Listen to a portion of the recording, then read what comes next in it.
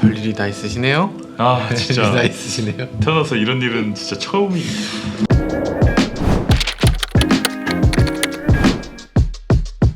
안녕하세요, 모카 김한영입니다. 안녕하세요, 모카 이영비입니다. 아, 정말 이런 영상은 안 찍고 싶었다. 안 찍었어야 되는 영상을 찍게 됐네요. 그러니까요. 사건을 겪으셨는데 어떤 일이셨는지 얘기를 한번 사실 해주세요. 아침에 이제 9시 50분쯤이었죠. 50km 정도로 서행을 하고 있었는데 택시 기사가 갑자기 차선을 변경한 거죠. 옆에는 바로 인도였어요. 어린이 보호구역이고 피할 곳도 없고 그대로 이제 충돌이 일어났는데 택시 기사님이 당황을 하셨는지 앞에 GLE 차량도 받고. 그러니까 지금 시승차를 몰고 저희 회사로 오시는데 그 과정에서 택시가 달려오더니 갖다 냅다 박더니 그냥 받고 멈춘 괜찮은데, 이 영상을 보시면 아시겠지만 앞에 있는 벤츠 차량을 부비부비 이렇게 하면서 밀고 갑니다. 잠깐만 자기 차를 부비부비했다고요?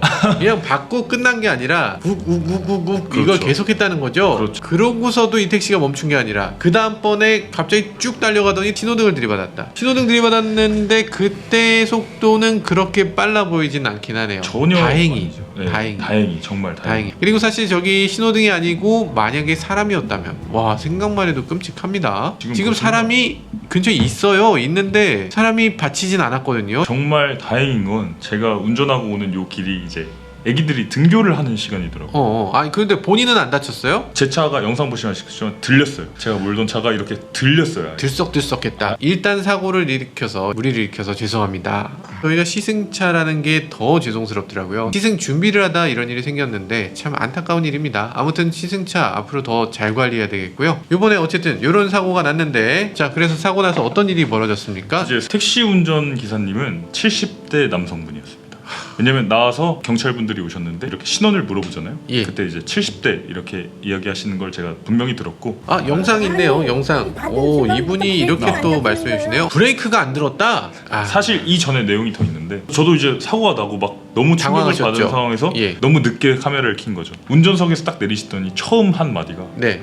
급발진이야 급발진이라고 하시더라고요. 내리자마자 한 첫 마디가 뭐 괜찮으세요도 있을 수 있고 아이고 뭐 이런 것도 있을 수 있는데 내리자마자 급발진이야 급발진. 저는 이제 그 순간 너무 흥분했어요. 저도 이제 수양이 부족했구나. 수양이 부족해서 흥분한 나머지 네. 아저씨한테 소리를 질렀죠. 급발진이라는 게 어딨어요 라고 했더니 브레이크가 말을 안 들어 라고 하시더라고요. 제가 그 장면을 찍어온 거죠. 아, 그래서 그렇게 저 영상이 그 장면이군요. 근데 일단 딱 부딪혔다. 부딪히고 나면 굉장히 당황합니다. 자기가 밟고 있는 게 브레이크인지 가속인지 헷갈리는 경우가 많아요. 차가 접촉 사고가 나고 거기서 깜짝 놀라서 가속 페달 밟아서 사고 나는 경우가 정말 많고, 이번도 역시나 그런 거죠. 처음에 사고 날 땐 아마 옆에 차가 있다는 걸 못 봤을 거야. 못 봤으니까 껴들어서 그렇게 옆구리를 딱 치게 됐겠죠. 그렇게 치고 그 다음에는 가속 페달을 밟은 거지. 자, 어쨌든 지금 급발진이라고 주장하시지만 이걸 누가 급발진이라고 생각할까요? 요거 이런 식으로 사고가 난 걸. 지금 보면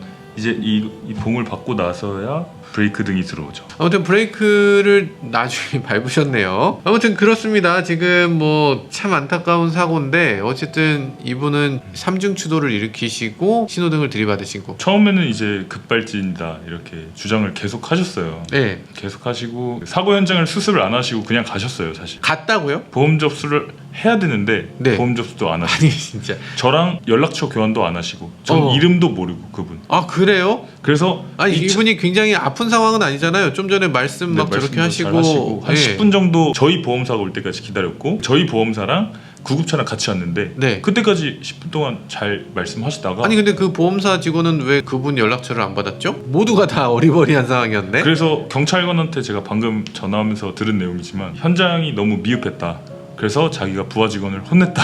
아니 당연히 연락처 서로 주고받고를 해야지. 그게 가장 여러분들 여기서 또 중요한 포인트입니다. 사고가 나면 보험사 직원을 기다릴 필요는 없어요. 보험사 직원은 의무가 아닙니다. 그런데 서로 연락처를 주고받는 건 의무예요. 첫 번째, 서로 연락처 주고받으세요. 두 번째, 사진 찍으셔야 됩니다. 현장에 사진을 찍으셔야 나중에 그걸 가지고서 서로 지시비비를 가릴 수가 있어요. 세 번째, 가능하면 블랙박스를 확보하세요. 주변에 있는 다른 사람의 블랙박스든 자기 자신의 블랙박스든 빨리 확보를 하셔야 됩니다. 블랙박스라는 건 시간이 지나면 저절로 없어져요. 덮어쓰기가 되기 때문에 이거 사고 난 직후에 블랙박스를 빼놓든 어떻게 하든 해서 그 안에 메모리를 확보를 하셔야 됩니다. 자, 그래요. 지금 택시는 당연히 블랙박스가 있는데 택시에서 블랙박스는 확인을 못 하셨겠네요. 편집장님이 바로 전화를 주셨어요. 사고가 나고 택시기사의 블랙박스를 확보해라 계속 말씀을 드렸는데, 그런 말씀을 할 때마다 이렇게 말씀을 돌리시면서 아 지금 정신없으니까 말 걸지 마 이러고 전화번호라도 주세요. 아 지금 그럴 상황 아니야 뭐 이런 식으로 하시더니 이런 식으로 계속 회피하시더니 119가 오니까 자기 너무 지금 힘들다면서 119를 타고 그냥 가버리신 거죠. 본 접수도 안 하고 번호도 안 주고. 지금 그래서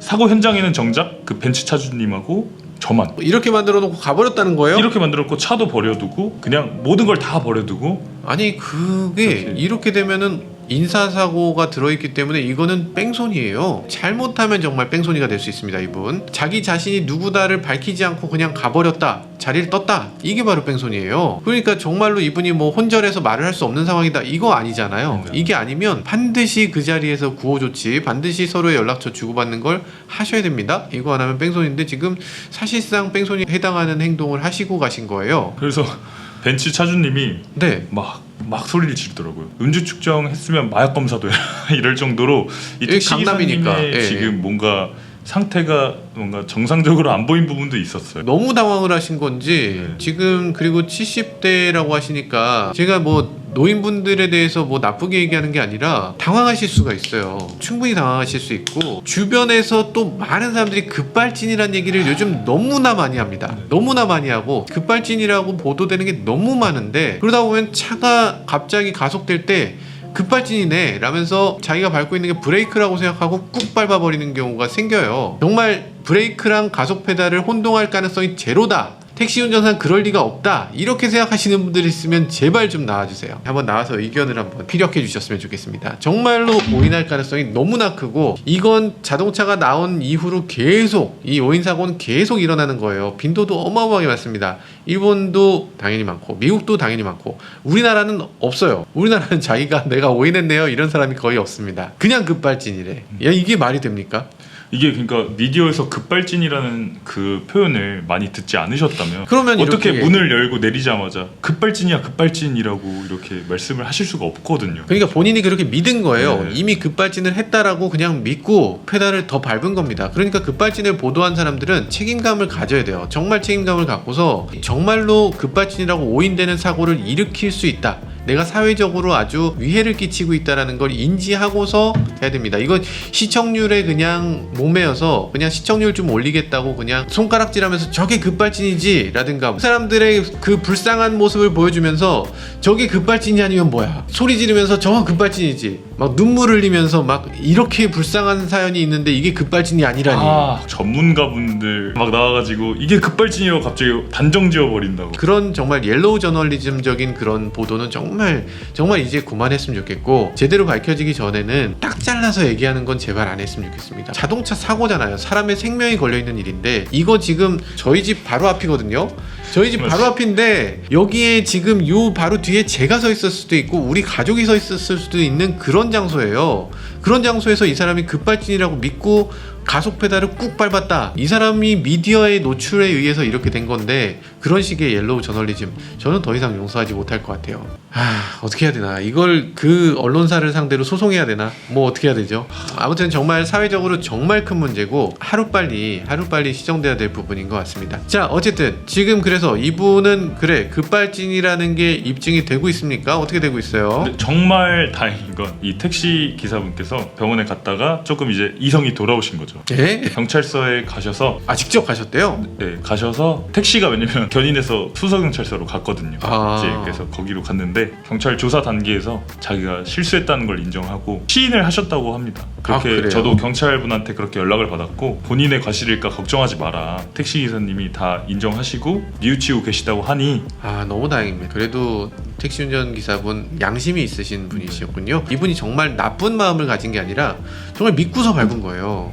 그러니까 이걸 믿게 한 그 사람들이 잘못입니다. 이건 언론, 미디어 이런 사람들이 정말 잘못한 거고 노인분들이 뭘 알아? 정말 그 불안감을 이용해서 어떻게든 조회수를 조금 더 진짜 근절돼야 될 그런 보도 행태라는 생각이 듭니다. 자, 아무튼 그래서 이분은 벌금을 받게 됩니까? 이분은? 네. 기본적으로 이제 벌금하고 벌점이 붙게 되는 이유는 도로교통법을 위반했기 때문이죠. 도로교통법 어떤 걸 위반했죠? 도로교통법 19조 3항을 일단 위반하셨다고 합니다. 진로를 변경하려면 네. 급하게 이렇게 확 끼어들면 안 되고 다른 차한테 방해를 안 주는 선에서 이렇게 부드럽게 들어가야 되는 거라서 그거 하나가 위반한 사항이 되고요. 진료 변경 위반. 네. 네. 그리고 38조. 네. 이것도 요건 이제 깜빡이를 켜야 됐는데 깜빡이를 깜빡이를 켰다. 안 켜셔가지고 이것도 네. 위반이고 또 30m 전에 이걸 켜야 된다고 해요. 방향지시 때는 또. 그러니까 깜빡이를 안 켠 것도 위반이고 30m 전에 켜지 않은 것도 네, 위반이다. 그쵸. 아무튼 그렇게 네. 되고 좀 저도 새로 알게 된 사실은 이렇게 정체되는 구간에서는 흰색 점선이더라도 점선. 네, 오르막길의 최고 구간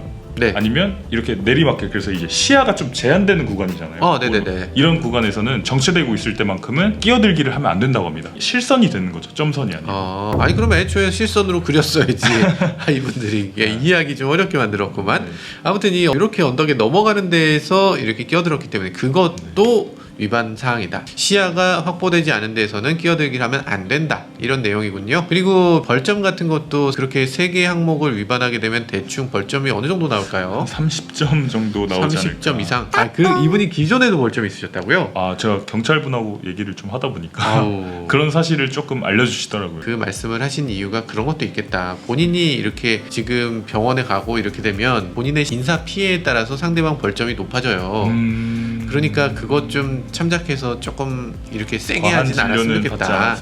네, 그런 얘기 아닐까. 전치를 많이 받게 되면 저쪽이 이제 벌점이 크게 높아져서 택시 운전사이기 때문에 기본적으로 면허 정지가 한 달이고 그 이상도 될 수 있거든요. 그러니까 이게 너무 위험한 일이고 정말 안타까운 일입니다. 택시 운전사분 가해자지만 저렇게 되는 게 참 안타깝네요. 자, 아무튼 그래서 지금 이분 뭐 별 문제는 안 생기겠죠? 그렇죠. 저 정말 죄송한 건 이제 시승차를 이렇게 내주셨는데 이 오늘 차를 시승 날이었는데 오늘 시승날에 시승도 못하고 돌아다니고 계신 행인분들한테도 얼마나 놀라셨겠어요. 그러니까요. 우리 잘못은 우리 영빈 씨 잘못은 아닌데 받쳐놓고 죄송하다는 것도 참 좀 이상하긴 한데 어쨌든 그렇습니다. 근데 요즘 들어서 급발진이 많아졌다 이렇게 생각하기 쉬우시지만 사실 이거 예전에도 한번 이런 일이 있었습니다. 급발진이라는 게 사회적으로 유행을 타요. 이 언론 보도가 엄청 많이 되는 시점에 갑자기 증가하거든요. 제가 옛날에 유튜브 채널에 올렸는데 박아버렸어요. 그래서 박았구나 그렇게 생각했는데 또 박아요. 운전자분 나오고 계신데 또 박아요. 아유. 딱 이게 전형적인 모습입니다. 계속 웽 하는 소리가 나고 있는 거예요. 그래서 제가 지금 뛰어갔어요. 뛰어가서 가속 페달에서 발을 떼세요 이렇게 말하고 있는 거예요. 근데 이때 제가 카메라로 영상을 찍었는데 급발진이야 급발진 이렇게 말씀하시더라고요. 노인분이시고요. 급발진의 전형적인 행동이 있습니다. 여기서 딱 들이받고 바로 어떻게 하냐면 후진을 넣어요. 대부분이 그렇습니다. 후진을 넣어요. 후진할 때 또 끼끼끼 하고 급가속이 됩니다. 그러니까 이게 D모드에서 밟다가 P에다 넣어야지 라고 하고서 이걸 P로 넣어야 되는데 P까지 못 넣고 R을 넣는 거예요. 뒤로 나오니까 거기서 또 주춤하고 이걸 놓치는 거야. 그 상태에서 후진하고서 그 다음에 다시 또 D를 넣습니다. 그러면 또 한 번 박아요. 이렇게 몇 번을 박더라고요. 이게 저는 지금 2차만 본 게 아니고 급발진 할 때마다 뛰어가서 그거 가속 페달이에요. 그거 밟지 마세요. 이걸 매번 하고 있는데 지금 이게 3번째입니다. 그러니까 이분은 이게 급발진이라고 믿고 있으니까 그러니까 계속 죽어라 밟는 거예요. 자기 있는 힘을 다해서. 그러니까 차가 또 튀어나오게 되고 더 있는 힘을 다해서 밟는 거죠. 지금 급발진이라고 얼마나 공포스러웠을 거예요. 그러니까 지금 자기가 브레이크라고 믿고 있는 걸 있는 힘껏 밟는 거예요. 사고 나고 나서 이제 그걸 알게 된 거죠. 택시 운전기사에 대한 기준을 조금 더 강하게 강화해 줄 필요가 있는 것 같습니다. 진짜 죄송하지만 이 택시 운전기사를 하실 수 없는 능력인 분들이 세상에 많이 계세요. 이게 대중교통이라면 적어도 국민의 안전을 위해서 그런 분들은 운전 못하게 제도적으로 막아주실 필요가 있는 것 같습니다. 그리고 택시 운전기사분들도 스스로가 사고를 좀 많이 내는 확률이 있다 이렇게 되면 큰일 나기 전에 스스로 좀 물러나는 그런 노력도 필요하다는 생각을 해보게 됩니다. 아무튼 오늘 정말 큰일 겪으셨는데 정말 그만하길 다행이다 이렇게 말씀드릴 수밖에 없네요. 모카에도 아주 큰일인데 이 정도면 참 다행이다 이런 생각도 들기도 하네요. 지금까지 저는 모카 김한용이었습니다. 모카 이영빈이었습니다. 감사합니다. 두 번째는 경찰 조사를 이제 늦게 가셨죠. 그분이 가셔서 자기가 잘못했다고 싹싹 빌었습니다. 그리고 택시 공제조합에 가서 다시 자기가 아무 잘못이 없다고 지금 하고 있는 상황인데